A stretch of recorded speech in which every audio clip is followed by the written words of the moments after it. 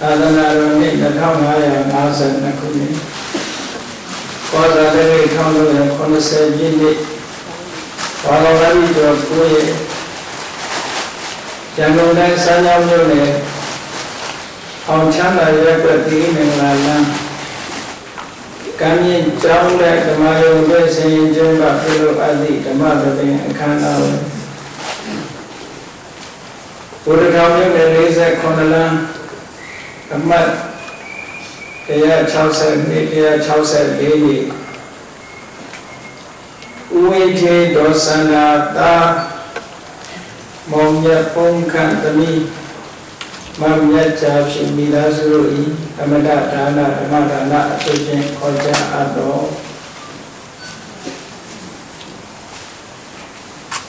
စိတ်ကိုလေ့လာသုံးသပ်ခြင်းကျောင်းတရားဒေသနာတော်ဘုရားမြတ်စွာ၏မဟာကရုဏာကိုအာယုပြုကတိကျွေးပတ်စောအပ်သောဝန္ဒနာပနာမအာတိတဂါထာကိုရွတ်ဆိုပူဇော်ခြင်းဖြင့်စတင်ရအောင်ယောဓမ္မသောတိဟိပိယမမေယံကာလံကရောလောအတိဒုက္ခရာမိခေရံကတောလောကဟိတယနာထောနမောမဟာကရုဏိကတတတယောနာသောဝိနိယမြတ်စွာတတဝါဤချမ်းသာစီးပွားလူလာတောင်းတဘုံဘုံခါသဖြင့်နာထမြညာခြင်းရှင်တော်မြတ်ဖရာသည်ကမ္မဘောဓိဟိပိဂရေကဘာအယေအတွက်သင်္ချာတို့ဖြင့်တော်လဲအဘယ်ပိယံဤတိုင်းဒါခေါ်ကြခြင်းငါမစွမ်းနိုင်ပါသောကာလလေးအသင်ချေသိနေတော်ရှိကြသောကာလပတ်လုံးလောကဝိဒါယတနာလောကဤအကျိုးစီးပွားအလုံးငါအတိမရမိဥစ္စာအသက်ချေလက်အင်္ဂါ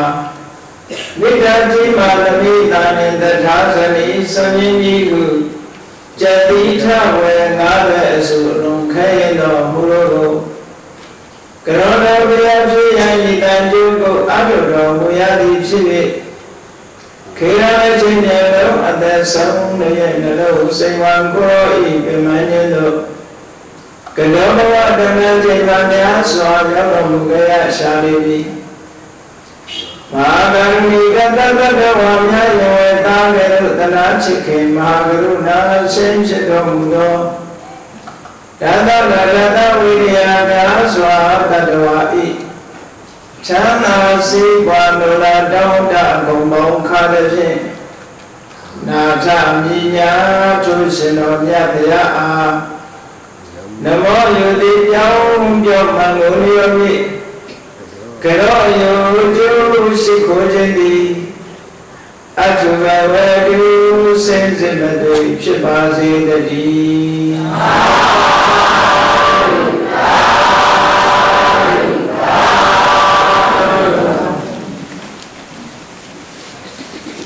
စိတ်ကိုလေ့လာသုံးသပ်ခြင်းယုံကြကိုလေ့လာလေ့လာပြီးယုံကြကိုလေ့လာပြီးတဲ့အခါကျတော့စိတ်နဲ့စေတသိက်ပေါင်းဖွဲ့ထားတဲ့နာမ်ကြောင့်လည်းလေ့လာပြီးခဲ့ကြပြီဒီကနေ့နန္တရားတွေကစိတ်ကိုသိတဲ့ထုံးလုံးပြီးတော့လေ့လာသုံးသပ်ကြည့်ကြရအောင်ဟုတ်ပါပြီစိတ်ကြောင့်ပြောမယ်ဆိုလို့ရှိရင်စေတသိက်ကလည်းပဲပါလာသို့တော့စေတသိက်အကြောင်းတွေကိုနောက်ရက်များမှာသိတတ်ပြောမှာဖြစ်တာဟုတ်ပါပြီဒီကနေ့သိတတ်စိတ်ကလေးကိုပဲလေ့လာသုံးသပ်ကြည့်ကြရအောင်ဒီကနေ့ပြောတဲ့စိတ်ဆိုတဲ့အထက်မှာစေတသိက်တွေမပါသေးဘူးလို့ဒီလိုမှတ်မှန်ပါဗျာဒါပေမဲ့ဒီပြောနေကြတဲ့စိတ်လို့ဆိုတဲ့အထက်မှာတော့စိတ်ရောစေတသိက်ရောနှမျိုးစိတ်မချမ်းသာဘူးလို့ပြောတာစိတ်တတ်ကချမ်းသာတယ်မချမ်းသာဘူးမရှိဘူးစေတသိက်နဲ့တွဲမှစိတ်ချမ်းသာတယ်စိတ်ချမ်းသာဘူးလို့ပြောလို့ရတယ်ဟုတ်လားပါဗျစိတ်ပျော်တယ်စိတ်မပျော်ဘူး အဲ့ဒီစကားကလည်းပြောရဲစိတ်မပြောရဲစိတ်ဆိုတာစိတ်စာတတ်ကပြောတာလည်းမရှိဘူးမပြောတာလည်းမရှိဘူးသဘာဝစိတ်လေးမှာမှန်ပါပါစေတသိက်တွေနဲ့တွဲတဲ့အခါကျတော့မှပြောတယ်မပြောဘူးဆိုတာဖြစ်တယ်လို့ဒီလိုမှတ်မှန်ပါဗျာဒီနေ့တော့စိတ်ကလေးတစ်ခုရဲ့အကြောင်းကိုပြောရစိတ်ဆိုတဲ့သဘာဝတရားလေးဟာနာမ်ထဲမှာတော့သူကမူလဗရဏအဓိကကြတယ်စေတသိက်တွေရဲ့ဥဆောင်ဥရဲ့ဖြစ်တယ်ဒါကြောင့်သုံးတန်ပါဠိတော်တွေထဲမှာဓမ္မပဒကထာကမနောပုပ္ပေကမဓမ္မခံစားမှုမှတ်သားမှုစိတ်ဆောင်မှုဆိုတဲ့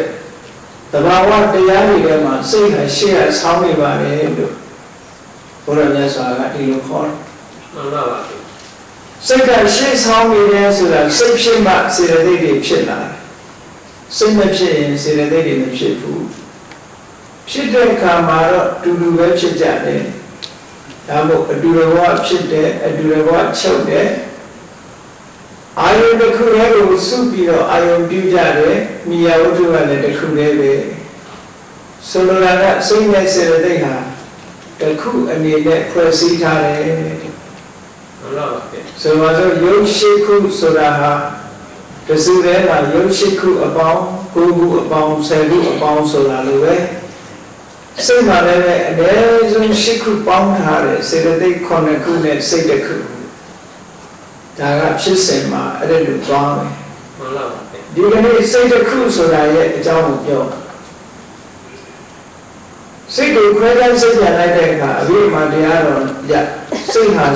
89မျိုးရှိတယ်89မျိုးဆိုတာရှိနိုင်တာကိုပြောတာမှန်ပါပါလူတွေရဲ့နေစဉ်ဘဝမှာရှိနေတာကိုပြောတာမဟုတ်ဘူးရှိနိုင်တာကိုပြောတယ်မှန်ပါပါဘုရားနေစဉ်ဘဝမှာဆိုရင်89မဖြစ်ဘူးလူတိုင်းမှာလည်း89မဖြစ်ဘူး89ဆိုတာဘိုးရပါလိမဟုတ်ဘူးတဲ့နော်မှန်ပါဗျာအဲ့ဒီ89ကိုပဲစိတ်တစ်ခုရုပ်90လို့ခေါ်တာမှန်ပါပါတစ်ခုရောက်နေတဲ့90 89ဇာတိအားတွေနဲ့မြောက်ပွားလိုက်တဲ့အခါကျတော့လောကုတ္တရာစိတ်ဟာအကျေဖြစ်ချမှု120အဘိဓမ္မာသင်တဲ့ပုဂ္ဂိုလ်တိုင်းဟာရှင်းဥစွာစိတ်89အကျေ121ဆိုတာကြာဝနာဝရှိနေကြပြီလားမှန်ပါပါဗျတို့ဒီနေ့လေ့လာရမှာကအဲ့ဒီဝိဓမ္မာသင်္ကာကျမ်းလာစိတ်တိုင်းမှာပြဆိုထားတဲ့အစဉ်နဲ့မပြောဘဲနဲ့လူတွေရဲ့တဏ္ဍာမှာဘယ်ပုံပဲဖြစ်လာတယ်ဆိုတာကိုမြင်ဖို့ဘုန်းကြီးတော့ပြောပါမယ်မှန်ပါပါကျမ်းစာထဲမှာတော့မှတ်တမ်းတင်ထားတဲ့အနေနဲ့ရေးသားထားတာစုံစုံစီစီရေးသားထားတာနော်မှန်ပါပါဗျကျမ်းစာထဲကအစဉ်နဲ့လူတွေရဲ့တဏ္ဍာမှာဖြစ်တဲ့အစဉ်ကတစ်မျိုးစီပဲကျမ်းစာထဲကအစဉ်ကိုဒီတနက်ကမလို့ခေါ်တယ်ခေါ်ပြောတဲ့အစဉ်ခေါင်းစဉ်နဲ့ခေါ်သွားတာဖြစ်စဉ်မဟုတ်ဘူးအစဉ်ဆိုတာနှမျိုးရှိတယ်ခေါ်ပြောတဲ့အစဉ်လားဖြစ်စဉ်လားမှန်ပါပါကျမ်းစာထဲမှာပေါ်ပြထားတာကခေါ်ပြောတဲ့အစဉ်အနေနဲ့သာပေါ်ပြတာလူတွေရဲ့တဏ္ဍာမှာဖြစ်နေတဲ့ဖြစ်စဉ်နဲ့ပြောတာမဟုတ်ဘူးအဲ့ဒါကြောင့်မို့လို့လူတွေရဲ့တဏ္ဍာမှာစိတ်ဆိုတာဘယ်တော့မှစပြီးဒီဘဝတာတစ်ခုပေါ့လေဒီဘဝမှာအစဆုံးစိတ်ကဘယ်စိတ်လဲဘယ်စိတ်မှာအဆုံးသတ်မလဲအဲ့ဒီစိတ်ရဲ့အမျိုးအစားကဘယ်လိုစိတ်လဲလူတွေမှာအခြေခံစိတ်ကဘယ်နှခုရှိတယ်လဲဖြစ်ပေါ်လာတဲ့စိတ်တွေကဘယ်နှခုရှိတယ်လဲဆိုတာကိုဆိုင်ရာအကြောင်းလေးတွေကိုကြည့်ပြီးတော့စိတ်ဓာတ်နုပဒနာသဘောမျိုးကိုယ်စိတ်ကလေးကိုကိုသိတော့ဒီလေးခေါ်တယ်နော်မှန်ပါပါဗျဒါမှရောက်ရင်တစ်ခုမှတ်ထားလို့ရတာဘဝတန်လျာမှာစိတ်အစဉ်ဟာပြတ်တောက်သွားတယ်ဆိုတာမရှိသလောက်ရှားတယ်မရှိဘူးလို့ပြောနိုင်တယ် အကြာကြီးပြတ်တော့သွားတဲ့အခါမှာလုံးဝမရှိဘူးလားလို့ပြောလို့ရှိရင်ပုဂ္ဂိုလ်နှစ်ဦးမှာတော့ရှိနိုင်တယ်လို့ဒီလိုပြောပေါ့နော်မှန်ပါဗျာစိတ်အစဉ်ပြတ်တော့သွားပြီးတော့နေတဲ့ပုဂ္ဂိုလ်ကြီးကတာမန်ပုဂ္ဂိုလ်တရားအနေနဲ့ပြောလို့ဆိုလို့ရှိရင်ဇန်တရားကိုအားထုတ်ပြီးတော့စိတ်ကိုမုန်းတီးရရှာမုန်းတီးတယ်ဆိုတာဒေါသနဲ့မုန်းတာမဟုတ်စိတ်ကိုမလိုချင်တာမှန်ပါပါစိတ်ရဲ့အပြစ်တွေကိုမြင်တာဆိုတော့ဇန်တရားအထုတ်လို့သူကစိုးရဇန်ဆင်းလောက်ထိအောင်ရောက်သွားတယ်အဲ့ဒီရောက်သွားတဲ့ပုဂ္ဂိုလ်ကဒီစကားလေးနဲ့ဆိုရင်တွင်စမဇန်ပေါ့နော်ဇန်လေးမျိုးလေးနဲ့ဆိုရင်စိုးရဇန်တွင်စမဇန်အဆင့်ရောက်သွားတဲ့အခါမှာအဲ့ဒီဇန်ရပုဂ္ဂိုလ်ကြီးကဘယ်လိုတွေးလို့ဆိုရင်အေးစားကြနာလည်းဒီစိတ်ပဲအိတ်ချင်တာလည်းဒီစိတ်ကအိတ်ချင်လို့လိုက်အိတ်ရတယ်စိတ်ကစားကြလို့လိုက်စားနေရတယ်စိတ်မရှိရင်သိကောင်းမှာပဲဆိုတဲ့အတွေးဝင်သွားတယ်မှန်ပါဗျာအတွေးဝင်သွားတော့သူ့ရဲ့တမာရီစွမ်းအားကအလွန်ကောင်းတယ်သူကုသကံကအလွန်ထက်တယ်သူ့ရဲ့စိတ်ဆန္ဒဟာပြည့်လိုတရဆိုတာအဲ့ဒီကြမှာနော်မှန်ပါဗျာ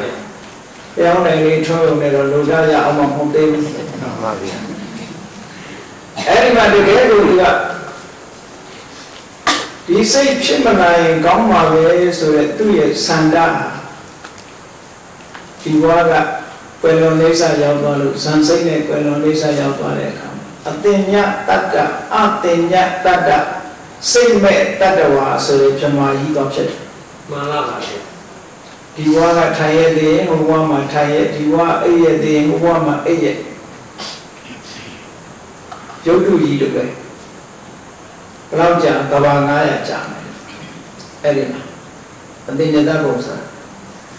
အဲ့ဒီလိုဓမ္မမျိုးဖြစ်နေတော့စိတ်ဟာပြတ်တောက်သွားတယ်လို့ပြောရအောင်မှန်ပါပါပြတ်တောက်သွားတယ်ဆိုတာယာယီရဆိုင်ထားတယ်လို့ပဲပြောရအောင်ဘာဖြစ်လို့ပြတ်တောက်သွားတယ်လဲဆိုလို့ရှိရင် condition ဆိုတဲ့အကြောင်းတရားတွေကြောင့်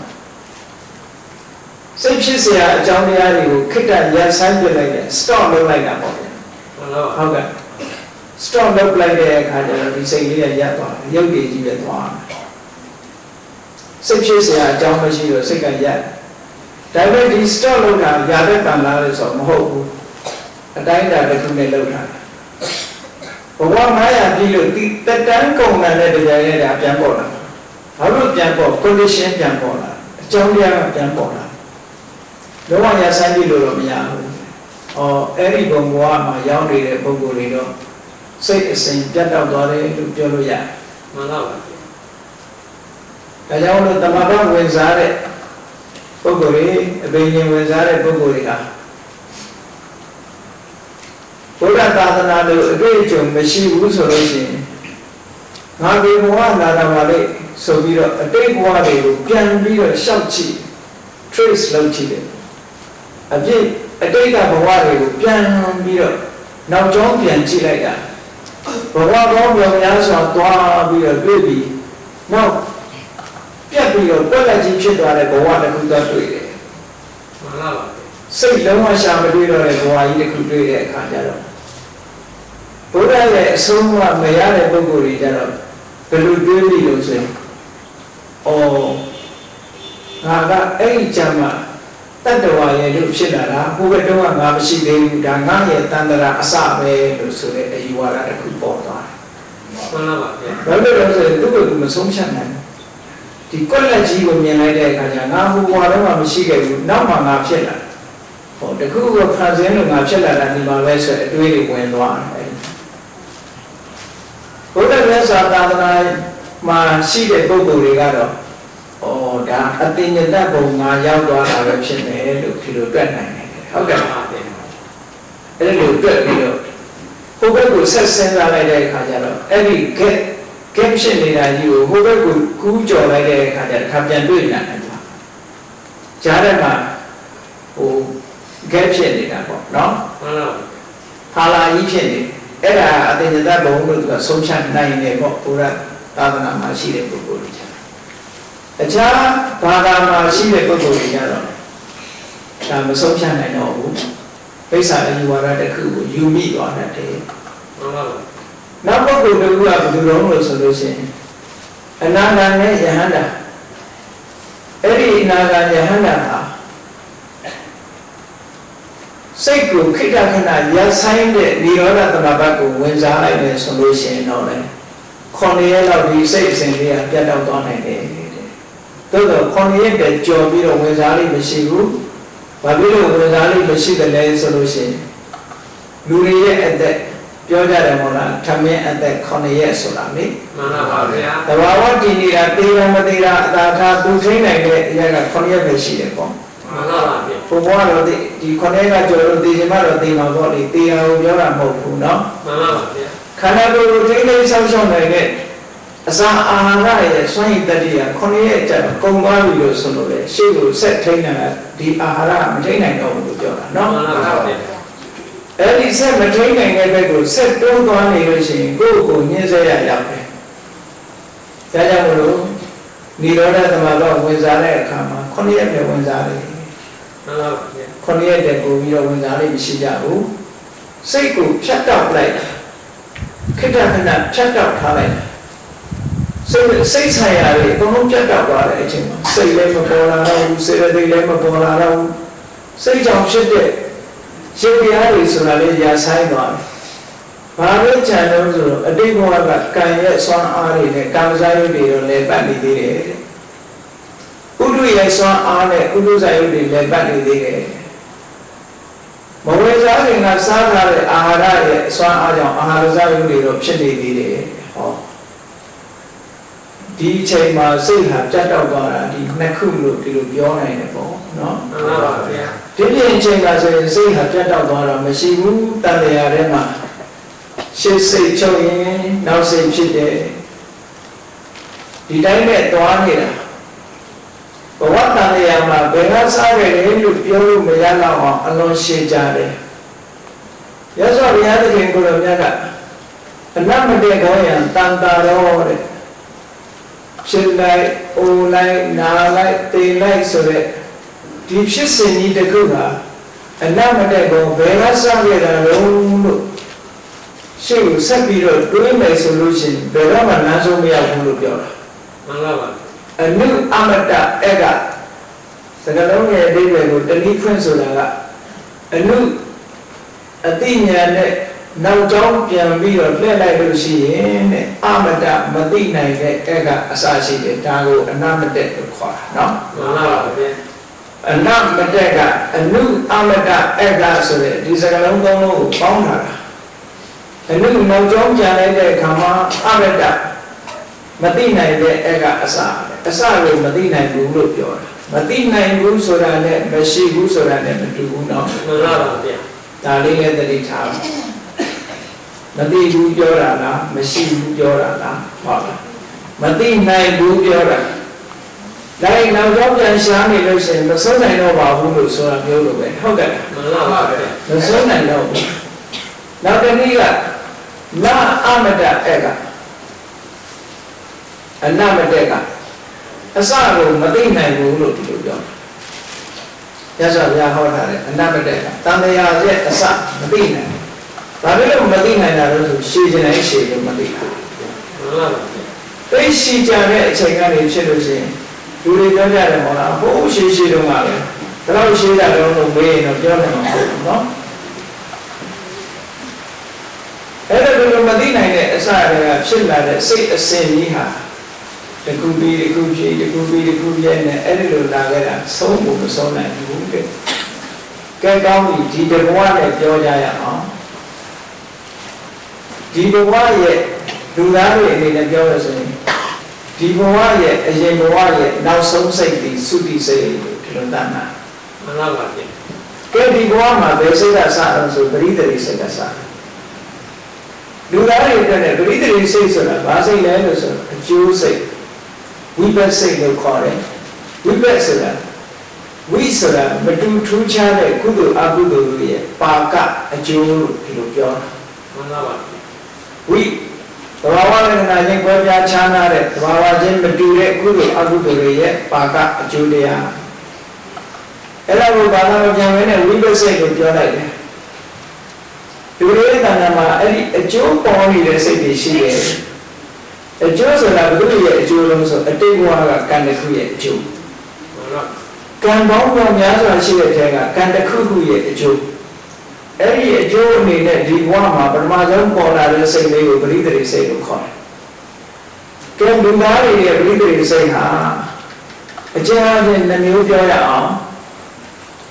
အတိညာပါတဲ့ပရိသေရိစိတ်နဲ့အတိညာမပါတဲ့ပရိသေရိစိတ်ဒီလိုနှမျိုးခွဲလို့ရတယ်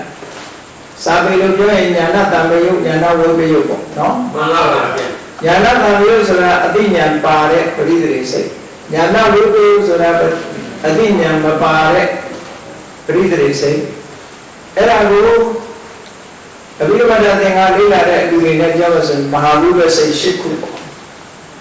အတိညာပါတဲ့ပရိသေရိစိတ်ကအတိညာပါတဲ့ဝိပဿစိတ်က၄ခုအတိညာမပါတာက၄ခုပေါင်းလိုက်တော့၈ခုဖြစ်တယ်မှန်ပါအဲ့တော့လူသားတစ်ယောက်တာမန်အခြေခံတဲ့လူသားတစ်ယောက်အကျဉ်းချင်းအပြင်ပြောမယ်ဆိုရင်မာဝိပဿစိတ်၈ခုတည်းကတစ်ခုခုနဲ့ပရိသေရိနေလာကြတယ်လို့ပြောတာ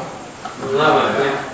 လူစမမီတဲ့ပုဂ္ဂိုလ်တရားကိုပြောမယ်ဆိုလို့ရှိရင်ဒီလိုနေကြတဲ့ဝိပဿစိတ်တစ်ခုရှိနေတယ်အဲ့ဒါကဥပိ္ပခတန်တိရဏစိတ်လို့ခေါ်တယ်နော်မှန်ပါပါစကားလုံးတွေကတော့တစ်ခါတည်းဒီအဘိဓမ္မာစကားလုံးတွေကကြာဝနာမှမရှိတဲ့ပုဂ္ဂိုလ်သို့မဟုတ်ပါဠိဘာသာနဲ့ဝေးနေရင်တော့နည်းနည်းလေးအခက်အခဲရှိအောင်ရှိနေမယ်သို့တော့နာမည်လေးတော့မှတ်ထားတန်တိရဏဥပိ္ပခတန်တိရဏကုသလဝိပဿစိတ်လို့ခေါ်တယ်ကုသလဝိပဿဆိုတာကုသိုလ်ရဲ့အကျိုးကုသိုလ်ရဲ့အကျိုးဖြစ်တဲ့ဥပိ္ပခတန်တိရဏစိတ်အဲ့ဒါကဘယ်လိုပုဂ္ဂိုလ်တွေတော့ဆိုလူဘဝမှာလူစင်မမီပဲနဲ့ဖြစ်လာတယ်တရေကပဲမျက်စိပါမလာတဲ့ပုဂ္ဂိုလ်ဆွမ်းအားနာမကြဖြစ်လာတဲ့ပုဂ္ဂိုလ်မျိုးမှန်ပါပါဗျာ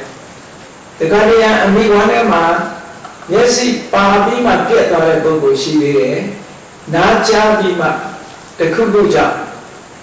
ပိုးကြောင့်ပဲဖြစ်ဖြစ်ဘာကြောင့်ပဲဖြစ်ဖြစ်တခုခုကြောင့်နားပြန်ပြက်စီးသွားတဲ့ပုဂ္ဂိုလ်အဲ့ဒါမျိုးကြတော့ဒီပရိသေရိမဟုတ်ဘူးနော်မှန်ပါပါဗျာခုနကနားဖြစ်နိုင်လောက်အောင်မျက်စိပါလောက်အောင်ကုသိုလ်ကအာမကောင်းသည့်အတွက်ကြောင့်သူ့ရဲ့အကျိုးကလည်းခန့်ညံ့ညံ့သူ့မှာဆိုတော့ပဲစိတ်လေးတွေဆိုတော့ပဲပင်ကပြီးတဲ့ပဲစိဟာအောင်တဲ့ပဲစိရှိတယ်လို့မအောင်တဲ့ပဲစိရောမရှိဘူးလားရှိပါတယ်ဗျာ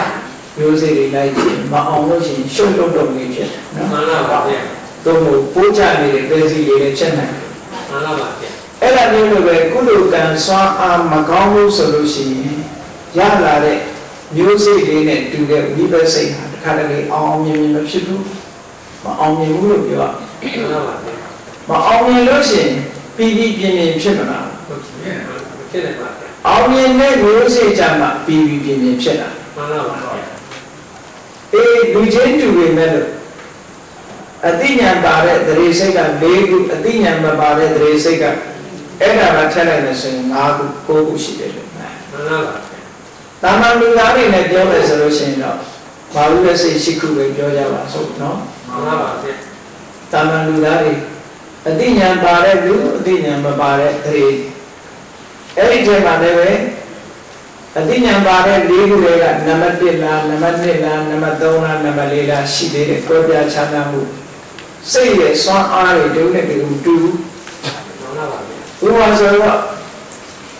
ပထမသဘောပေါက်အောင်မာရုပဲစိတ်၈ခုဆိုတာကိုပြောကြည့်ရမာရုပဲစိတ်၈ခုဘယ်ပုံပဲနည်းခွဲတာတော့မေးကြည့်မယ်ဆိုကျမ်းကြီးပုံပြီးတော့ရှင်းပြီးအောင်ပြောမယ်ဆိုရင်အတိညာပါမပါဒီနှစ်ခုကိုပြင်မှတ်လိုက်အတိညာပါမပါဒီနှစ်ခုကိုမှတ်တချို့စိတ်ကအတိညာပါတယ်တချို့စိတ်ကအတိညာမပါဘူးဆိုတော့အတိညာပါမပါဟောနှစ်ခုမရှိဘူးလားရှိပါရဲ့ဗျအဲ့ဒီနှစ်ခုမှာခံစားချက်နဲ့ထပ်ခွဲလိုက်အတိညာပါတဲ့စိတ်မှလည်းပဲဟုတ်လားဒီဝမ်းသာတဲ့ခံစားချက်ရှိတယ်ဝမ်းသာမှုမပြီးပြင်းတဲ့ခံစားချက်ရှိတယ် အတိညာပါလာတဲ့ထို့တူပဲဝန္တာမှုရှိမရှိနှစ်ခုနဲ့တွဲလိုက်တယ်ခန္ဓာကအတိညာပါမပါနှစ်ခုကိုဝန္တာမှုထင်ရှားတာမထင်ရှားတာနှစ်ခုနဲ့စာလို့ပြောရင်သောမနတဥပိ္ပခာဒီနှစ်ခုနဲ့မြောက်လိုက်မယ်နှစ်ကိုနှစ်နဲ့မြောက်တော့လောက်ရလေးရတော့အဲ့ဒီလေးကိုမှတခါထပ်မှန်းလိုက်စိတ်ဆွမ်းအားထက်မြက်မှုရှိတယ်ပင်ကိုယ်ကစိတ်ဆွမ်းအားထက်မြက်မှုရှိတယ်မရှိဘူးဟောဒီနှစ်ခုနဲ့ထပ်မြောက်လိုက်လေးကိုနှစ်နဲ့မြောက်တော့ရှစ်အဲ့ဒါကိုမာရစိတ်ရှစ်ခုလို့ခေါ်တာမှန်ပါပါဗျာအခြေခံအားဖြင့်ခွဲတာမှန်ပါပါဒါအလွယ်လေးနဲ့မှတ်ထားဖို့နော်စိတ်မှန်ရင်ခံစားချက်ရှိတာကြီးပဲအဲ့တော့အသိဉာဏ်ရှိတဲ့စိတ်အသိဉာဏ်မရှိတဲ့စိတ်နှစ်ခုကိုခံစားချက်နှစ်ခုနဲ့ကြောက်မယ်ဝမ်းသာတဲ့ခံစားချက်ဝမ်းသာမှုသိမထင်ရှားတဲ့ခံစားချက်သို့မဟုတ်သောမနတဥပေက္ခနှစ်ခုနဲ့ကြောက်လိုက်လေးခုဖြစ်တယ်အဲ့ဒါကစိတ်ဆွမ်းအားထက်မြက်မှုရှိမရှိအသင်္ခါရိကတသင်္ခါရိကနှစ်ခုနဲ့ကြောက်လိုက်လို့ရှိရင်ရှစ်ခုလို့အဲ့ဒါကိုမာဝိစိတ်ရှစ်ခုလို့ပြောမှန်ပါပါအခြေခံအားဖြင့်မြောက်ပွားထားတာဘာလို့လဲဆိုစိတ်ဆွမ်းအားဖြင့်တစ်ခုနဲ့တစ်ခုမတူဘူးလေကဲနံပါတ်1မာဝိစိတ်ကဘာလို့ဆိုလို့ရှိရင်ခံစားမှုကဝမ်းသာတယ်အသိဉာဏ်ရှိတယ်စိတ်ထက်မြက်တယ်ဟောတာနံပါတ်1မှန်ပါပါရသော်ဘုရားအလောင်းပရိသေတွေနေတာအဲ့ဒီနံပါတ်1နဲ့နေတာဘုရားရဲ့ပရိသေစိတ်ကမှန်ပါပါဝန္တာလေခံစားချက်ကဝန္တာမှုသောမနတနဲ့ရှင်းတယ်အသိဉာဏ်ရှိတယ်ထက်မြက်တယ်ထက်မြက်တယ်ဆိုတာအသင်္ခါရိကတိုက်တွန်းလို့ဆိုနေရတာမဟုတ်ဘူးပင်ကိုထက်မြက်တယ်ဒုတိယမှာကျတော့မထက်မြက်ဘူးလို့ပြောမှန်ပါပါအဲ့တော့မြတ်စွာဘုရားရဲ့ပရိသေစိတ်ဟာပထမမှာဝိပဿစိတ်လို့ဒီလိုမှန်ပါပါအဲ့တော့ကျောင်းတဲ့လူသားတွေကဉာဏ်နဲ့စိတ်တွေနဲ့ပရိသေနေကြတယ်တခုနဲ့တခုမတူကြဘူးပထမစိတ်နဲ့နေခြင်းနေမယ်ဒုတိယစိတ်နဲ့နေခြင်းနေမယ်တတိယစိတ်နဲ့နေခြင်းနေမယ်သူလုပ်ခဲ့တဲ့ကံရဲ့စွမ်းအားအလျောက်လူတွေဟာဒီတည်းစိတ်ပေါ်ရတယ်လို့ဒီလိုမှတ်နော်မှန်ပါပါဗျာကိုကျုပ်ပြီးရဲ့ကံကစွမ်းအားကြီးပြီဆိုလို့ရှိရင်ပထမစွမ်းအားနည်းနည်းရောသွားရင်ဒုတိယအသိဉာဏ်မပါဘူးဆိုရင်တတိယပထမနဲ့ဒုတိယကအသိဉာဏ်ပါတယ်တတိယနဲ့သုဒ္ဓကအသိဉာဏ်ခင်းမဲ့တယ်မှန်ပါပါဗျာဒါတော်မနတမှာနော်မှန်ပါပါကဲဝန္တာမှုမထင်ရှားတဲ့ဥပိ္ပခာမှာလည်းပဲထို့တူပဲပထမနှစ်ခုကအသိဉာဏ်ပါတယ်ဒုတိယနှစ်ခုကအသိဉာဏ်မပါဘူးဟောကြည့်အသိဉာဏ်ပါမပါဟာအဓိကအဆုံးဖြတ်ဖြစ်တာမို့ဘုန်းကြီးအသိဉာဏ်ပါတာမပါတာကိုအဓိကဥတည်ပြီးတော့ပြောလိုက်တယ်အသိဉာဏ်ပါတဲ့မာရုပစိတ်ရှစ်ခုလေးခုနဲ့ပရိသေနေတဲ့လူရှိတယ်လို့အသိဉာဏ်မပါတဲ့ဉာဏဝိပယုမာရုပစိတ်နဲ့ပရိသေနေတဲ့ပုဂ္ဂိုလ်လည်းရှိတယ်။ဘာထူးခြားသွားတယ်လို့ဆိုလို့ရှိရင်အသိဉာဏ်ပါတဲ့ဝိပဿနာလေးခုနဲ့ပရိသေနေတဲ့ပုဂ္ဂိုလ်ဟာတရားထူးတရားမြတ်ကို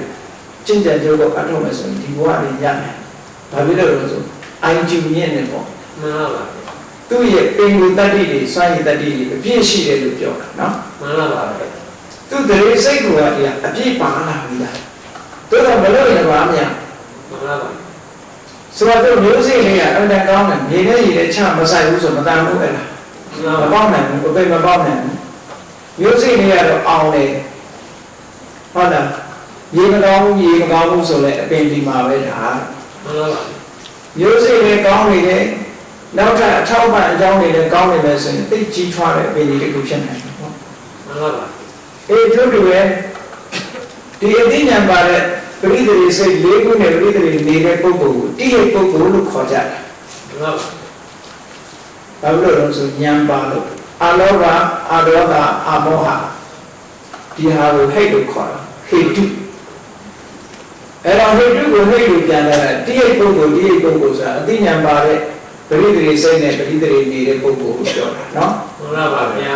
အသိဉာဏ်မပါဘူးလို့ဆိုလို့ရှိရင်အရောဂအရောဂနှစ်ခုနဲ့ဖြစ်လို့ဒွိဟိတ်ပုဂ္ဂိုလ်ဒွိဆိုတာနှစ်ဒွိဟိတုကအဲ့ဒီဒွိဟိတုကပုဂ္ဂိုလ်ဟာတဲ့ဒီဘဝ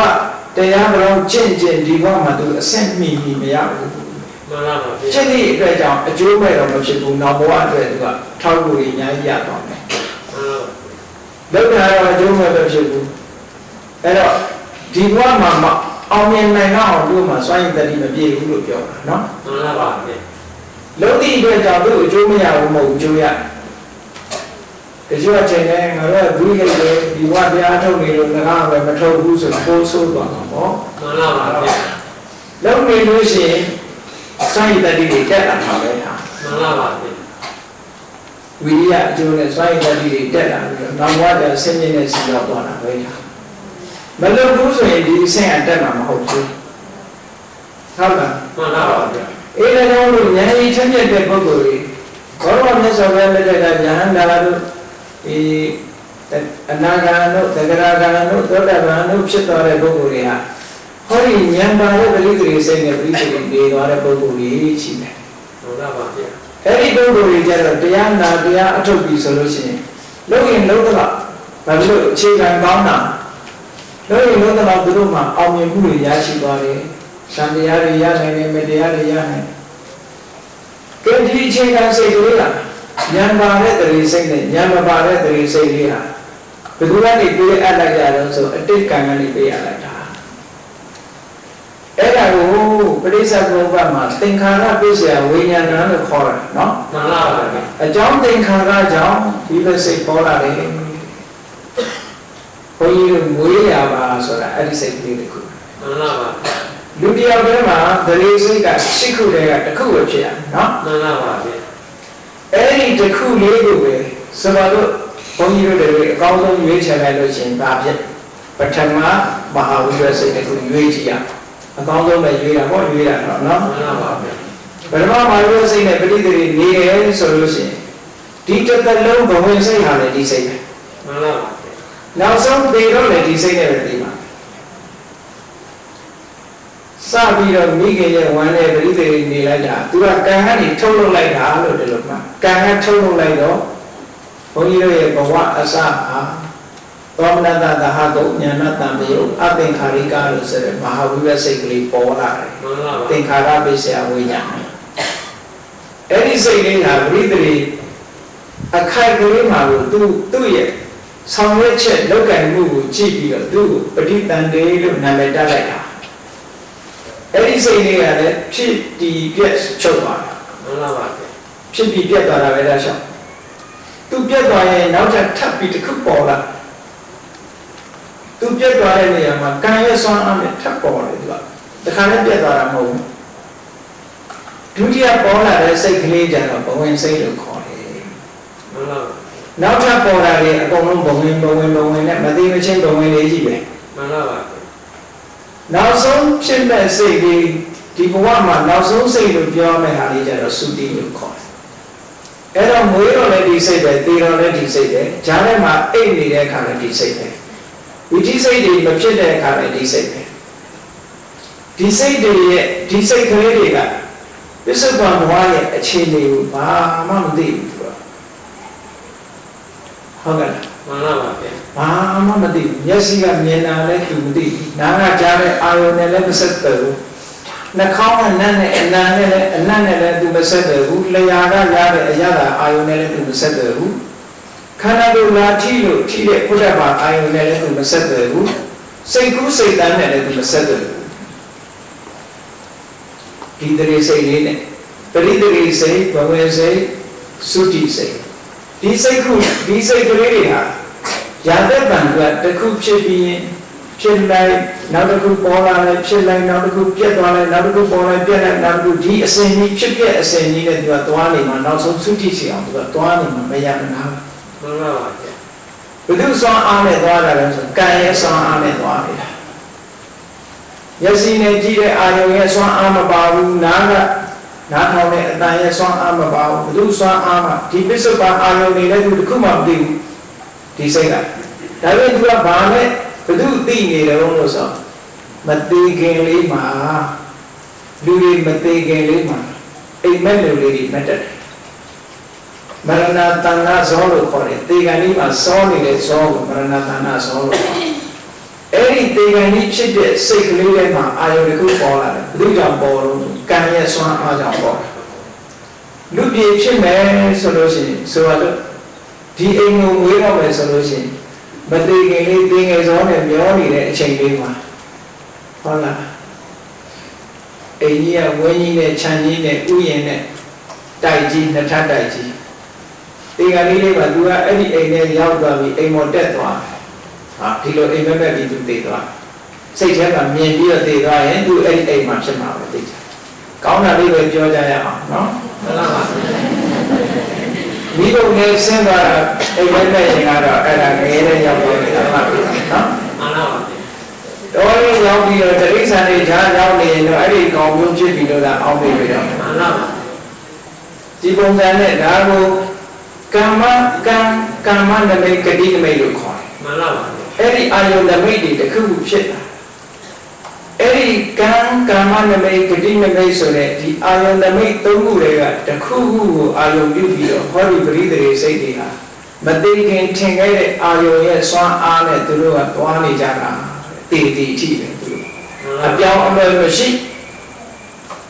ဒါကိုတဝါတာလို့ခေါ်တာမှန်ပါပါပြောင်းနေလို့မရဘူးနော်မှန်ပါပါလုံးဝပြောင်းလို့မရဘူးဒီဟာပရိသေစိတ်ရဲ့ဘဝင်စိတ်ရဲ့သုတိစိတ်ရဲ့ကံကပေးလိုက်တဲ့အတိုင်းတဝါတာလုံးဝပြောင်းမရအဲ့ဒါဝင်လို့ခေါ်တယ်အဲ့ဒီဘဝင်စိတ်ကိုရည်စူးပြီးတော့မြတ်စွာဘုရားဘဂဝတ္တရမိဒံမိဂဝေစိတ်တံစိတ်ကလေးဟာဖြူစင်းနေတယ်ဆိုတာဘာအာယုန်နဲ့မှမရောဘူးတဲ့သူပင်ကိုရှိတဲ့အာယုန်လေးနဲ့ပဲနေတယ်လို့ပြောတာနော်မှန်ပါပါဘဝင်စိတ်ကိုပြောနေတယ်လူတွေကတော့ငါဘဝင်ကြတယ်ဘဝင်မကြဘူးဆိုတာမကြိုက်တယ်မကြိုက်ဘူးပြောတာအဲ့ဒါဒီဘဝင်ကိုပြောတာမဟုတ်ဘူးနော်မှန်ပါပါသုံးတယ်ဒီဟာမဟုတ်ဘူးသူကမှန်ပါပါစိတ်တိုင်းကြတယ်စိတ်တိုင်းမကြဘူးကိုပြောတာအဲ့ဒါဘဝင်ကြတယ်မဝင်ကြဘူးပြောနေတယ်ဘဝင်ဆိုတာအိပ်ပျော်နေတဲ့အချိန်သိတယ်လားသိပါဘူးဒီအဲ့ဒါဝင်စိတ်ဖြစ်နေတဲ့အချိန်လို့လားမှတ်ပြီပရိသေစိတ်လေးဒီနဲ့ဒီစိတ်ကလေးတစ်ခုလည်းပဲပရိသေလို့လည်းခေါ်တယ်ဘဝင်လို့လည်းခေါ်တယ်သုတိစိတ်လို့လည်းခေါ်တယ်။ဘာကြောင့်ပရိသေလို့ခေါ်တယ်လဲဆိုရင်အတိတ်ဘဝနဲ့ပစ္စုပန်ဘဝကိုဆက်ပေးလို့ပฏิဆိုတာ relinking consciousness လို့အင်္ဂလိပ်လိုပြန်တယ်။ relink ပฏิဆိုတာတပံတန်လိဆိုတာဆက်ဆက်လိုက်တာ။ဘဝတစ်ခုဘဝဟောင်းနဲ့ဘဝသစ်ကိုဆက်ပေးထားတာလို့ဆိုရင်တို့ပြတ်ထွက်သွားမှာမှန်ပါပါဗျ။သူဝင်လာလို့ဆက်မိသွားတယ်လို့ပြောတာ။ဘဝဝဆိုတာတော့ဘာကြောင့်လဲဆိုအသက်ရှင်နေဖို့ရတဲ့အကြောင်းဖြစ်တဲ့စိတ်လို့ဆိုဒါလေးရှိနေလို့အသက်ရှင်နေတာဘဝင်စိတ်ကုန်သွားရင်အသက်ရှင်တော့မှာမဟုတ်တော့ဘူးနောက်ဆုံးကြတော့ဘဝတာတစ်ခုလုံးမှာအပြီးတတ်သွားလို့သုတိလို့ခေါ်လိုက်တာမှန်ပါပါအဲ့တော့ဒီစိတ်ကအသက်80နေရမယ့်ပုဂ္ဂိုလ်ဆိုရင်80ဒီမှာသွားနေမှာပဲဖြစ်တည်ပြည့်နဲ့သွားနေမှာပဲเนาะမှန်ပါပါအေးကောင်းပြီအဲ့ဒီဘဝင်စိတ်ကလေးကိုပဲမနောဒွါရမိုင်းတို့လို့ခေါ်သေးတယ်အဲ့ဒါလေးကိုသတိထားသူကနေပြီးတော့ဒီအခြေခံမရှိဘဲနဲ့လှုပ်ရှားတဲ့စိတ်တွေမပေါ်နိုင်ဘူးဒီဟာအခြေခံလို့ပြောတာเนาะဒါလေးကလည်းမြဲရမဟုတ်ဘူးသူ့အာရုံနဲ့သူသွားနေတာဒါအကျိုးစိတ်ဝိပဿစိတ်ကဲဝိပဿစိတ်ကိုတစ်ခုခွဲလိုက်ရအောင်အခြေခံစိတ်တော့ဘဝင်စိတ်ဘဝင်စိတ်ကတစ်ခုအဲ့ဒါကိုပဲအဘိဓမ္မာသင်္ဃာကျမ်းကဝိထိမုတ်စိတ်လို့ခေါ်တယ်ဝိထိမုတ်ဆိုတာအင်္ဂလိပ်လိုပြန်တော့ thought free လို့ပြောတာ process free လို့ပြန်တယ်ဖြစ်စဉ်နဲ့မပါဘူးလို့ပြောတယ်မျက်မှောက်ဘဝဒီလက်တွေ့ဘဝအာယုန်နေတဲ့ဖြစ်နေတဲ့ဖြစ်စဉ်နဲ့မပါဘူးတဲ့ process free လို့ဒီလိုတောင်းတာဝိထိမုတ်တာဝိထိဆိုတာစိတ်ဖြစ်စဉ်မုဒ္ဒဆိုလွတ်နေတာစိတ်ဖြစ်စဉ်နဲ့မပါဘူးလွတ်နေတဲ့စိတ်လို့ပြောတာမှန်ပါပါကဲအဲ့ဒီစိတ်လေးကရှိနေတယ်ဆိုတာသူကဖြစ်နေတာလို့ပြောတာနော်မှန်ပါပါဒါကြိုက်မှာတဏှာအောင်းနေတယ်လို့တော့မထင်နဲ့နော်သူကလည်းသူ့အကြောင်းလေးနဲ့သူကဖြည့်ပြီးတော့ဒီလိုသွားနေမှာပဲသူကကဲနောက်ကဒီဒါဝိပဿစိတ်ဟာပရိသေစိတ်သုတိစိတ်ဒီတစ်ခုပြီးပါပြီနောက်ထပ်ကံတရားကြောင့်အကျိုးပေါ်တဲ့စိတ်တွေရှိသေးတယ်အဲ့ဒါကိုဒါကပရိသေစိတ်တို့ပရိသေခါမှာကံတရားကစိတ်ကိုထုတ်လုပ်တဲ့အခါမှာနှစ်နေရာထုတ်လုပ်ပရိသေခါမှာထုတ်လုပ်တယ်ပဝတ္တိခါမှာထုတ်လုပ်တယ် ပရိသေခါမှာထုံးလို့ရှိရင်တစ်ခုပဲထုတ်တယ်ပဝတိခါကျတော့တစ်ခုလည်းပို့ပြီးထုတ်တယ်ပဝတိဆိုတာပရိသေစိတ်ပေါ်ပြီးတဲ့နောက်သုတိစိတ်ထိဒါတွေကိုပဝတိလို့ခေါ်တယ်မှန်ပါပါအဲ့ဒီကြတော့သူကြတော့ပြင်ပအကူအညီတွေနဲ့ကံတရားကအခြေခံမဲ့ထုတ်လုပ်လိုက်ပြီးတော့ဒီစိတ်တွေဖြစ်ပေါ်လာဖို့ရတဲ့ကမျက်မှောက်ဘဝအာယုအသစ်တွေနဲ့တွဲပြီးမှသူကဖြစ်တယ်ဆိုပါစို့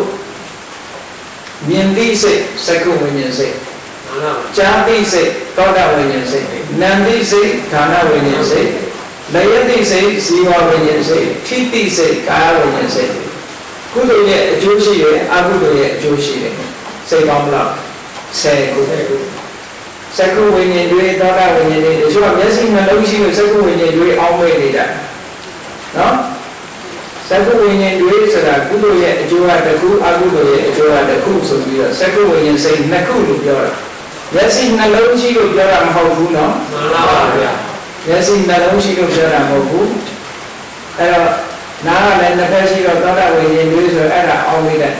ခန္ဓာဝိညာဉ်တွေဆိုတော့နှာခေါင်းကနှစ်ပေါက်ရှိရှားကြတော့နှစ်ခွကအဲ့ဒါမွေမရှိတယ်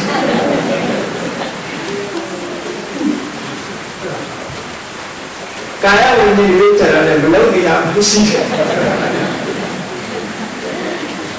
အဲ့ဒါကိုပြောတာမဟုတ်ဘူးမှန်ပါပါဟုတ်ကဲ့မှန်ပါကုသိုလ်ရဲ့အကျိုးအကုသိုလ်ရဲ့အကျိုးအဲ့ဒီနှစ်ခုကိုကြည့်ပြီးတော့နှစ်ခုစီပြောပါလားမှန်ပါပါကဲကာရဲ့အကျိုးတရားကကိုယ်တိခါထုတ်တဲ့အခါမှာမျက်စိကမြင်တဲ့သိတဲ့စိတ်နှမျိုးထုတ်တယ်အကုသိုလ်ကံကတစ်ခုထုတ်တယ်ကုသိုလ်ကံကတစ်ခုထုတ်တယ်နားကကြားတဲ့အကုသိုလ်ကံကတစ်ခုအကုသိုလ်ကံကတစ်ခုတရားကနေတဲ့အခါကုသိုလ်ကံတစ်ခုအကုသိုလ်ကံတစ်ခုနော်လက်ကောင်းမှနဲ့တဲ့အခါလည်းကုသိုလ်ကံတစ်ခုအကုသိုလ်ကံတစ်ခုခန္ဓာကိုယ်ထိတဲ့အခါမှာကုသိုလ်ကံတစ်ခုအကုသိုလ်ကံတစ်ခုဘုရားစိတ်10ခုဖြစ်လို့ဟုတ်ပါပါဗျာနောက်တစ်ခါပရိသေစိတ်မဟာဝိပ္ပတေကပရိသေစိတ်ကတစ်ခုဩဒီအခါမှာကျတော့ဉာဏ်တွေလည်းထုတ်သေးတယ်သူကဉာဏ်တွေလည်းဖြစ်ပေါ်စေသေးတယ်အဲ့တော့မဟာဝိပ္ပစိတ်ကယုံရတဲ့ချုပ်ကြည့်မယ်ဆိုရင်10ခုလို့ပြောအောင်နော်မှန်ပါပါဒါလူဘဝမှာရနိုင်တဲ့စိတ်တွေကိုပြောတယ်နောက်တစ်ခုဘာလို့ထုတ်သေးလို့ဆိုလို့ရှိရင်တံပရိစ္ဆနာဆိုတဲ့တံပရိစ္ဆန်စိတ်တစ်ခုကလည်းကုသိုလ်ကြောင့်ဖြစ်တာအကုသိုလ်ကြောင့်ဖြစ်တာဟုတ်လားလေမြင်သိပြီးတဲ့နောက်မှာအာယုံကိုလက်ခံတဲ့စိတ်ကြားပြီးတဲ့အခါအာယုံကိုလက်ခံတဲ့စိတ်နှာခေါင်းကအနံ့ရပြီးတဲ့အခါအဲ့ဒီအာယုံကိုလက်ခံတဲ့စိတ်တံပရိစ္ဆန်ဆိုတာလက်ခံတယ်တံပရိစ္ဆနာ reception ပေါ့ဟိုတယ်သွားရင် reception ရှိတယ်ဟုတ်လားလက်ခံတဲ့နေရာရှိတယ်လေဘလူကဌာနတွေလက်ခံတဲ့နေရာရှိကိုအာယုံဝဲလာရင်လက်ခံတဲ့နေရာရှိရမှာပေါ့မှန်ပါပါစိတ်ထဲမှာလည်းလက်ခံတဲ့စိတ်ကိုတံပရိစ္ဆနာလို့ခေါ်တယ်အဲ့ဒီစိတ်ကလည်းပဲပစ္စုပန်အာယုံခုဘဝမှာတွေ့တဲ့အာယုံတွေနဲ့ဒီကမြင်သိစိတ်ဖြစ်ပြီးရင်ဒီကဖြစ်ကိုဖြစ်အောင်လားကြားသိစိတ်ဖြစ်ပြီးရင်သူလာရမယ်ဟုတ်ကိုယ်နဲ့ကံကိုအခြေခံပြီးတော့ထုတ်ထားတဲ့စိတ်ပဲဒီစိတ်ကနာတိစိတ်ရဲ့နောက်မှာသူဆက်လာမယ်လယတိရဲ့စိတ်ရဲ့နောက်မှာသူဆက်လာမယ်ထိတိစိတ်ရဲ့နောက်မှာသူဆက်လာလက်ခံပြီးလို့ရှိရင်ဒီတိုင်းထားမလားလို့ဆိုလို့ရှိရင်စုံစမ်းတဲ့စိတ်တွေကလာလေအဲ့ဒါကိုတန်တိကနာလို့ခေါ်ဘာပဲဖြစ်ဖြစ်ကိုလက်ခံပြီးလို့ရှိရင်ပဋ္ဌာန်းတော်မှာလက်ခံပြီးရင်စိတ်မရှိရင်တွေ့ရသေးတယ်ခေါ်လားမှန်ပါပါအေးအာယုန်တစ်ခုရလာတယ်ဆိုသူကလက်ခံပြီးရင်သူကစုံစမ်းအောင်လေဒါတော့ဘုံဆိုတာနော်မှန်ပါပါအာယုန်ရဲ့ဘောကိုစုံစမ်းတဲ့စိတ်ကလည်းခုနလက်ခံပြီးတဲ့နောက်သူကဆက်ပြီးအလုံးလုံးကိုအဲ့ဒီစိတ်ကလည်းပေါ်ပါသေးမှန်ပါပါကဲချုံပြောမယ်ဆိုလို့ရှိရင်အကုသိုလ်အကျိုးကခုနှစ်ခုရှိအကုသိုလ်ကထုတ်လိုက်တာယတိစိတ်ရဲ့ကြာတိစိတ်ရဲ့နံတိစိတ်ရဲ့လျတိစိတ်ရဲ့ထိတိစိတ်ရဲ့လက်ခံစိတ်ရဲ့စုံစမ်းစိတ်ရဲ့ဟောအကုသိုလ်ကခုနှစ်ခုဖြစ်အကုသိုလ်ရဲ့အကျိုးကအကုသိုလ်ကထုတ်လိုက်တာခုနှစ်ခုကုသိုလ်ကထုတ်တယ်လည်းဘယ်လောက်တုံးလို့ဆိုကုသိုလ်ကထုတ်တာလည်းဟုတ်လား10ခုအဲ့ဒီ10ခုကဘာတွေလဲဆိုဒီယတိစိတ်ရဲ့ကြာတိစိတ်ရဲ့နံတိစိတ်ရဲ့လျတိစိတ်ရဲ့ထိတိစိတ်ရဲ့လက်ခံတဲ့စိတ်ကတစ်ခုစုံစမ်းတဲ့စိတ်ကတော့နှစ်ခု ဘာဖြစ်လို့နှစ်ခုဖြစ်သွားတယ်ဆိုလို့ရှိရင်စုံစမ်းတဲ့အခါမှာဝမ်းမြောက်ဝမ်းသာစုံစမ်းတာနဲ့ဟုတ်လားဝမ်းသာတဲ့ဒီခံစားချက်ပါတာနဲ့ဝမ်းသာတဲ့ခံစားချက်ရောနေတာလေအဲ့ဒီနှစ်ခုကြောင့်မို့လို့သူကတန်တိရဏစိတ်ကနှစ်ခုဖြစ်တော့ရှစ်ခုဖြစ်သွားတရားဒီမှာမဟာဝိပ္ပစိတ်ထပ်ထည့်လိုက်တယ်ဆိုရင်ကုသိုလ်ရဲ့အကျိုးက16ခုဖြစ်သွားပါ16ခုဖြစ်သွားတယ်ပေါင်းကြည့်လိုက်တယ်ဆိုလို့ရှိရင်လူတွေရဲ့တဏ္ဍာမှာကံတရားကထုံးလို့လိုက်တာဒါလူတွေကိုပြောတာဉာဏ်တဲ့ပုဂ္ဂိုလ်တွေမပြောဘူးလူဘဝပဲပြောတာလူတွေအတွက်သိဖို့ပုံရေးကြည့်တယ်အကုသိုလ်ကထုံးလို့တာ9ခုကုသိုလ်ကထုံးလို့တာ16ခုပေါင်းလိုက်တော့ဘယ်လောက်ရှိလဲ23အဲ့ဒါကိုကာမဝိပဲ23လို့ပြောတာနော်မှန်ပါပါကာမဝဆရကုသိုလ်ကံကထုံးလို့တာဒီထဲမှာဇန်နေပါလေဘာမှမဆိုင်ဘူးနော်ဇန်နေကကျင့်မှရတဲ့စိတ်တွေဒီထဲမှာမပါဘူးအဲ့တော့ဘုန်းကြီးတို့ဘဝမှာဖြစ်နိုင်တာအဲ့ဒီ23ခုဖြစ်နိုင်နော်ဒါမွေးရပါရတဲ့ဟာ23မွေးရပါပါတဲ့ဟာ23မျက်စိတို့နားတို့မွေးရပါလာတယ်လို့ပဲဟောဒီစိတ်ကလည်းပဲဘုံဝင်စိတ်ကနေပြီးတော့ဟောတာဒီပေါ်ဖွားနိုင်တဲ့အနေအထားတွေရှိတယ်ဒါတော့မျက်စိကပစ္စုပန်အကြောင်းမပါဘဲနဲ့သူကမြင်သိစိတ်မဖြစ်နိုင်ဘူးမျက်စိကောင်းရမယ်မြင်စရာအာရုံနဲ့မျက်စိဆုံရမယ်ဆုံလိုက်တဲ့အခါကျတော့မြင်သိစိတ်ဆိုတာပေါ်လာနိုင်တယ်ကံတရားကဘယ်တော့မှသူကအခြေအနေပဲထုတ်ပေးထားတာစိတ်ကိုပေါ်အောင်လုပ်ပေးထားတာမဟုတ်ဘူးเนาะဆိုတော့စောင်းနိုင်ကြီးအောင်စောင်းအိုးနဲ့စောင်းရိုးကညှိထားမှဖြစ်တော့မှာပေါ့အဲ့ဒါလည်းပဲကံတရားကစောင်းရိုးစောင်းအိုးညှိပေးထားတယ်လို့ပဲလက်ကလေးနဲ့တီးလိုက်တာနဲ့စောင်းနံသာသာရထွက်လာမှာပဲအဲ့ဒါလည်းပဲ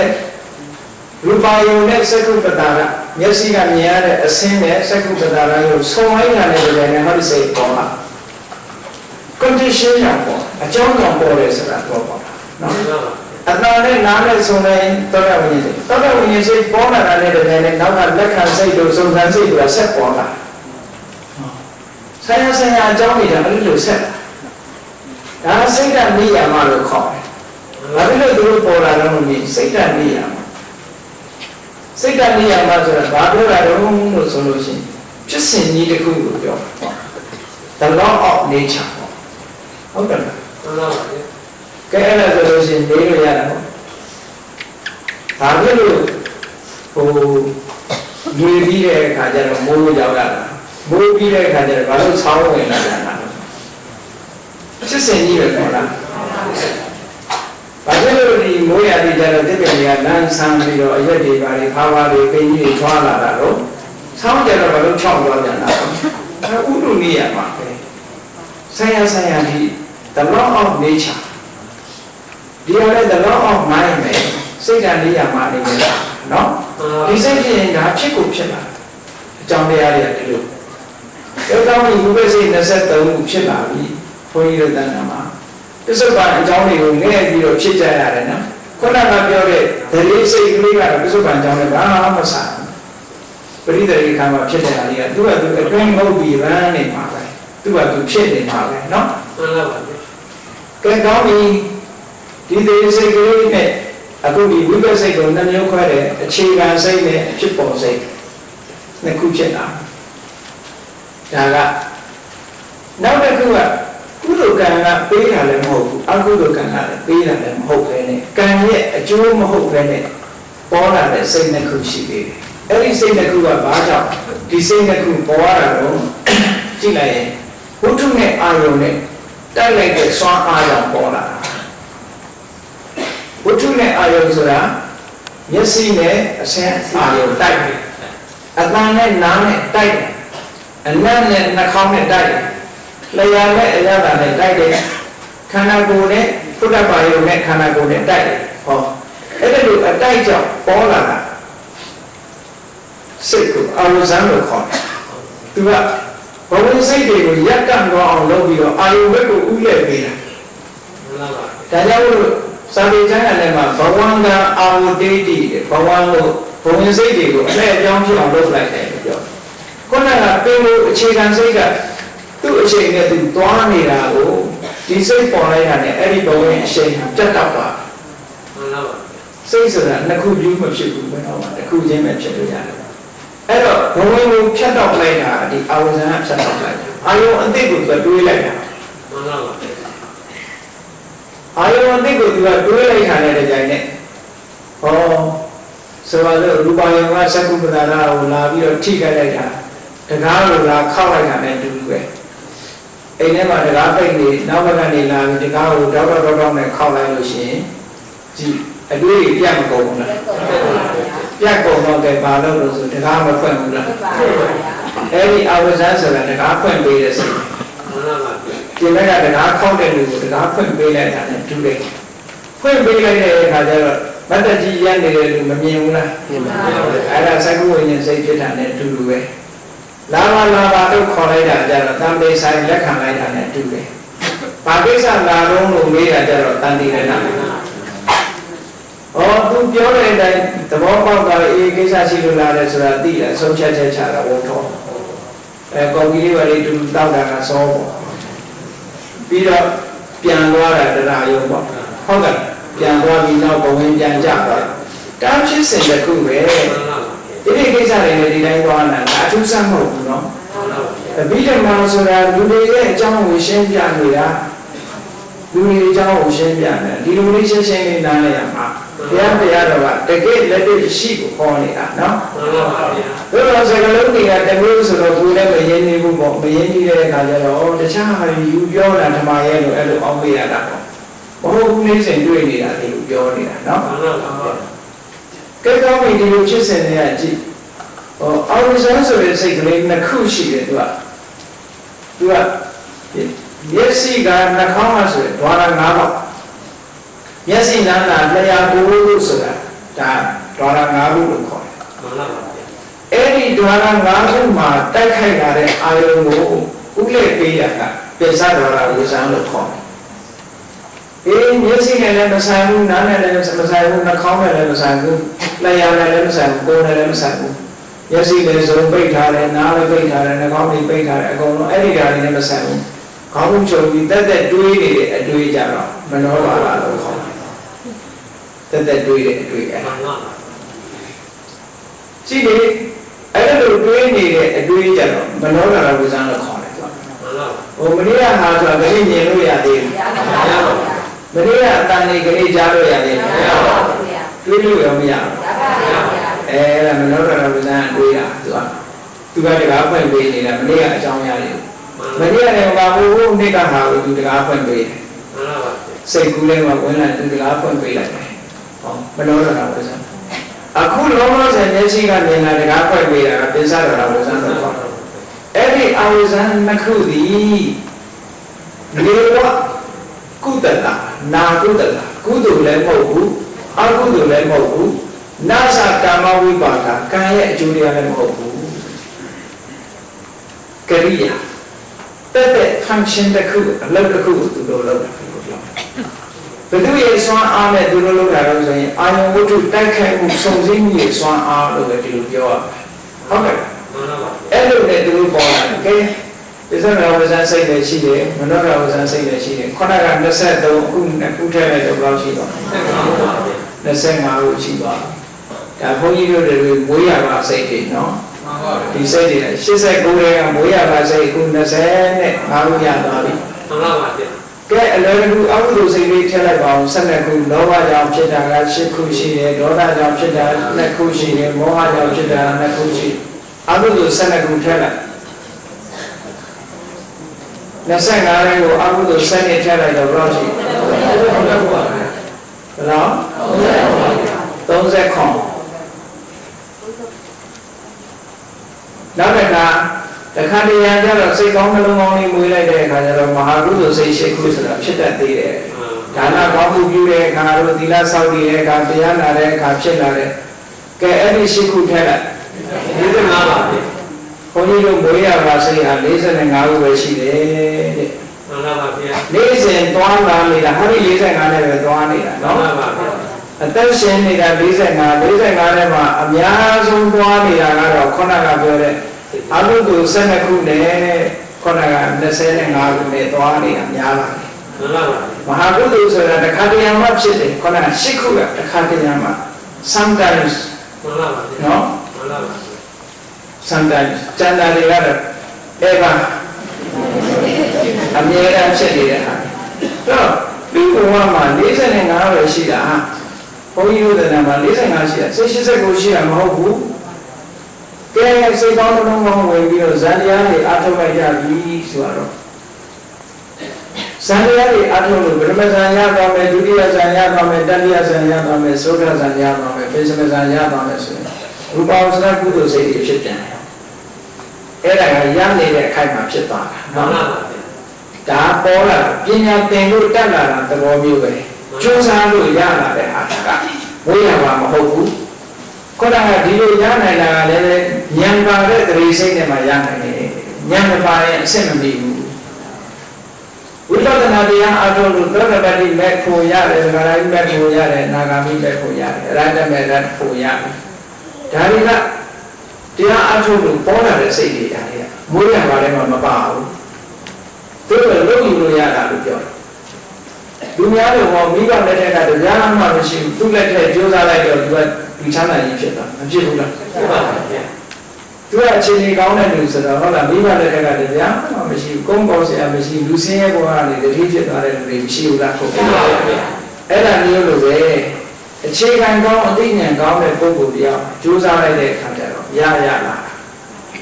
အခုလည်းဉာဏ်နဲ့ရှင်တဲ့တရေစိတ်ရှိတဲ့ပုဂ္ဂိုလ်တရားဟာဇန်တရားအထုရင်ဇန်တရားဇန်စိတ်တွေရတယ်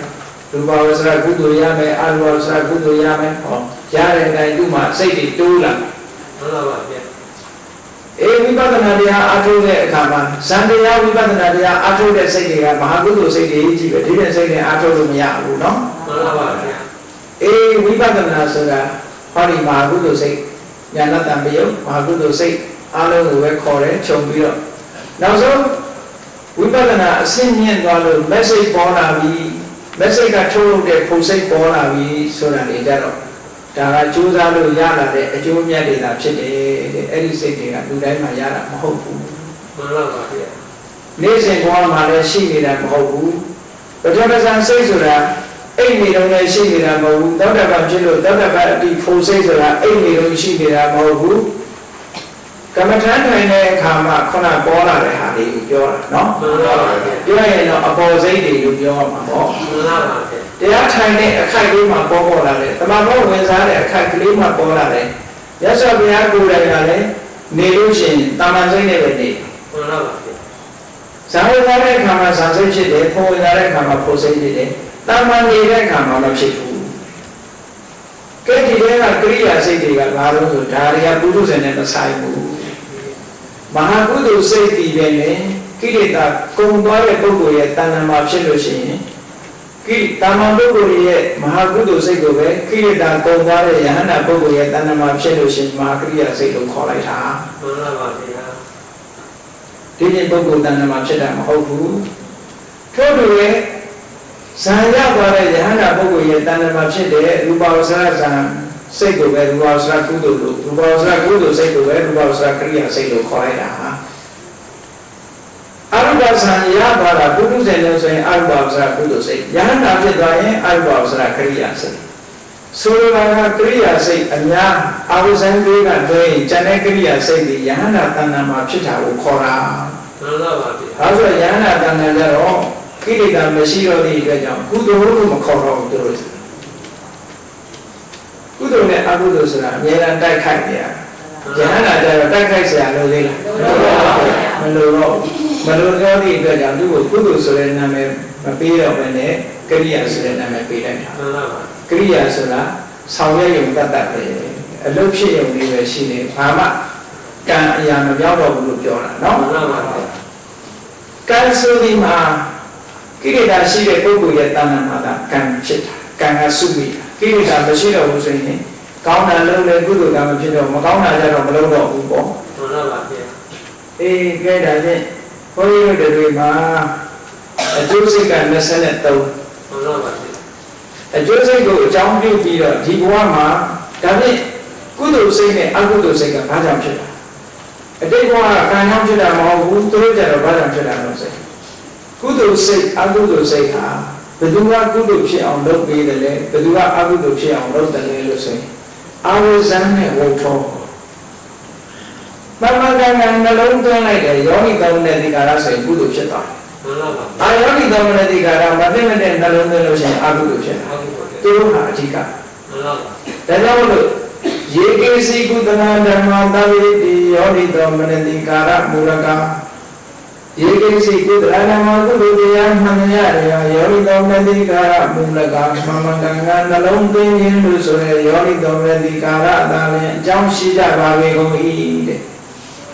ယောဂီတော်လည်းဒီကာရနော်မှန်ပါဗျာမျက်စိကမြင်တဲ့အာယုံပေါ်မှာအသိနဲ့နှလုံးသွင်းတတ်တယ်အကုသိုလ်မဖြစ်အောင်နှလုံးသွင်းတာကိုယောဂီတော်လည်းဒီကာရလို့ပြောတာနော်မှန်ပါဗျာနားကကြားတဲ့အတန်ပေါ်မှာတက်တဲ့အောင်နှလုံးသွင်းတတ်တယ်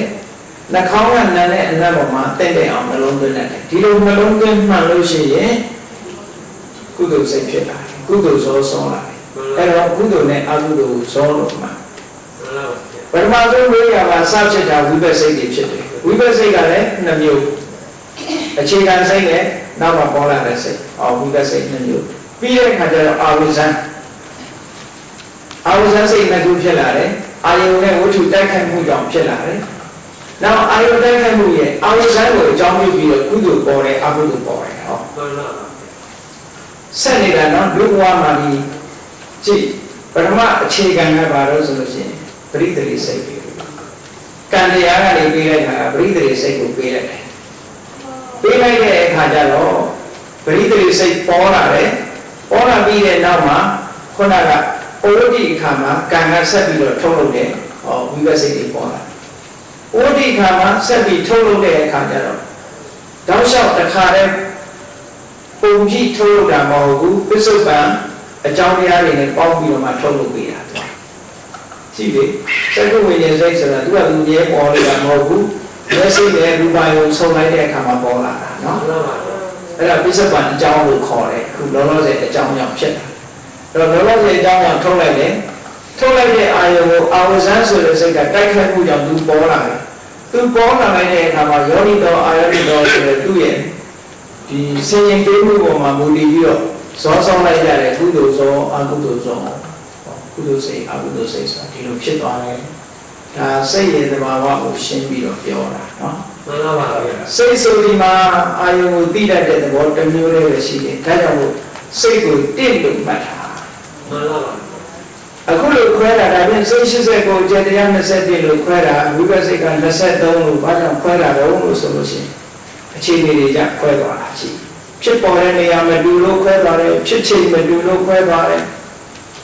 ဒီလိုစက္ကဝိညာဉ်စိတ်ဖြစ်ပြီးမှတန်ပိဆိုင်ဆိုတာဖြစ်လို့ရတယ်တန်ပိဆိုင်ဖြစ်ပြီးမှတန်တိရဏဆိုတာဖြစ်လို့ရတယ်ဆက်တဲ့ဒီလိုဖြစ်သွားတာအဲ့လိုဖြစ်ပုံကြီးမတူသည့်အတွက်ကြောင့်အမျိုးအမည်ကွဲပြားခြားနားသွားတယ်သို့သောစိတ်မှန်တရားသည်အာယုံကိုသိခြင်းသဘောကတွဲပြီးတခြားကိုဘာမှကောင်းတဲ့ဆိုးတဲ့ဝိပဿနာမဖြစ်ဘူးတဲ့စိတ်ကစိတ်ရဲ့စွမ်းအားဟာတော့ပဲရှိတယ်စေတသိက်တွေနဲ့ပေါင်းတဲ့အခါကျလို့ရှိရင်တော့စိတ်စွမ်းအားတွေဒီတဲ့တိုးတက်လာပါလိမ့်မယ်အဲ့ဒါကြောင့်မို့လို့ဒီကနေ့စိတ်ရဲ့အခြေခံသဘောတရားများကိုရှင်းလင်းပြီးတော့ဟောကြားလို့စိတ်ကိုလေ့လာသုံးသပ်ခြင်းဆိုတဲ့တရားဒီမှာပဲအကျဉ်းအားဖြင့်ဒီကုန်းချုပ်ပါပြီနောက်ထပ်ဆက်ပြီးတော့လေ့လာကြပါနော်ဒါကြောင့်စိတ်အကြောင်းကိုသိပြီးတဲ့အခါကျတော့တို့ရဲ့တဏ္ဍာမှာတို့ရဲ့နှလုံးသားထဲတို့အုံနောက်ထဲတို့စိတ်ဆိုတာရှိနေတာမဟုတ်ပါလားဆိုင်ရာအကြောင်းတွေကြောင့်ဖြစ်တယ်အကြောင်းမရှိလို့ရှိရင်ဒါတွေဖြစ်เสียအကြောင်းမရှိဘူးအကြောင်းရှိနေတိုင်းတာဖြစ်တယ်လို့ကိုယ်စီသိရှိသဘောကျပြီးတော့လောကမှာတတ္တဝါလို့ခေါ်ကြတယ်ခုမှမရှိဘူးသူဆိုင်ရာအကြောင်းကထုတ်လို့နေတယ်အကျိုးရတာရှိတယ်ဆိုကိုယ်စီသဘောကျပြီးတော့တရားလူတရားမြတ်ကိုမျက်မှောက်ပြုနိုင်ကြပါစေကုန်သတည်း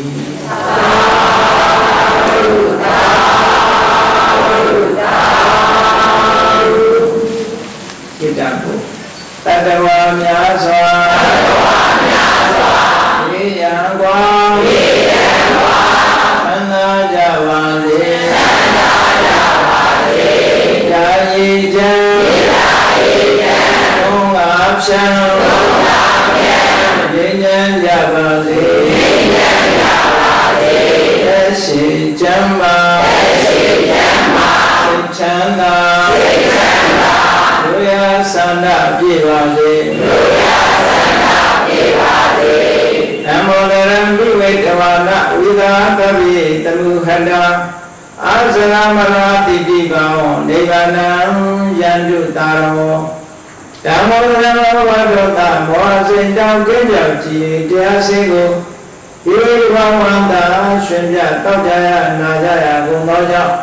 ဝိသာတမိပု္ပ္ပာမျက်နှာကိလေသာစိတ်တောက်ဟူသမျှတို့သည်သရဝတပိကြရတွင်ဤမတင်တကဲ့သို့ကိစင်လွင်ပြောင်းပေမရောက်အောင်ပဲချအပ်ကုန်သည်ဟောတုစစ်စစ်မဲ့တွင်ဖြစ်ကြပါစေကုန်သတည်းအာဇရမရအိုခြင်းလည်းကွာနာခြင်းလည်းကင်းပြီးလည်းရှင်းပြတော့ဒီဒီဘောမကိလေသာမှုဒုက္ခလည်းကင်းခြင်းရာအစစ်ဖြစ်ပေချတော့နိဗ္ဗာန်နိဗ္ဗာန်ဥက္ကောအင်းမြူတော်သို့သာဝတ္တရားချစ်ခင်စိတ်ကောင်းဝိညာဉ်သူတော်စင်များတို့သည်ယန္တုပါရမီအစဉ်စဉ်မြင့်မြတ်နေ၍မလေးပုံသည်ဆက်ရောက်တော်မူကြပါစေကုန်သတည်း